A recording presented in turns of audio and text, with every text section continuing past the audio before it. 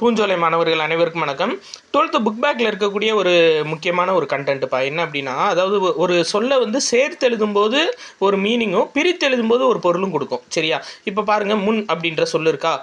அவன் முன்வந்து கூறினான் அப்படின்னா, ஒரு விஷயத்தை வந்து தானே வந்து சொல்லியிருக்கான் அப்படின்னு சொல்லி அர்த்தம். அதுதான் அவன் முன்வந்து கூறினான் அப்படின்னு.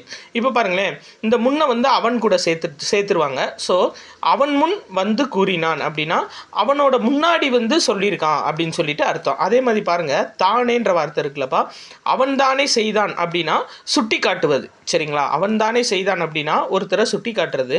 அவன் தானே செய்தான் அப்படின்னா ஒரு வேலையை தானாக செய்கிறது. அப்படியே பிரித்து எழுதணும். சரியா?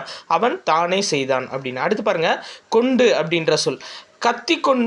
கத்தி கொண்டு வந்தான், இக்கு வரக்கூடாது. சரியா? கத்தி கொண்டு வந்தான் அப்படின்னா ஆயுதத்தை கொண்டு வர்றது, கத்தி எடுத்துகிட்டு வர்றது. இது பாருங்க, கத்தி கொண்டு வந்தான் பிரித்து எழுதியிருக்காங்களா. அப்போ சத்தமிடுதல். சரியாப்பா? சவுண்டு விட்டுட்டே வர்றான் அப்படின்னு சொல்லிட்டு அர்த்தம். அடுத்து விட்டான் இருக்குது பார்த்தீங்களா. அண்ணன் அடித்து விட்டான் அப்படின்னா வெள்ளை அடித்தல். சரியா? வீட்டுக்கு வெள்ளை அடிக்கிறத அண்ணன் அடித்து விட்டான் அப்படின்னு சொல்லி சொல்கிறது. இப்போது விட்டான்றதை பிரித்து எழுதுனா அண்ணன் அடித்து விட்டான் அப்படின்னு சொல்லி பிரித்து எழுதுனா அது வந்து துன்புறுத்தல். சரியாப்பா? இது வந்து 12th புக் பேக்கில் இருக்கக்கூடியது. அதாவது பாருங்களேன், இந்த மேலே இருக்கிறது நம்ம ஏற்கனவே சொல்லிட்டோம். இருந்தாலும் பாருங்கள், பாலை பாடினான் அப்படின்னா என்னென்னா பாலை திணையை பாடுறது.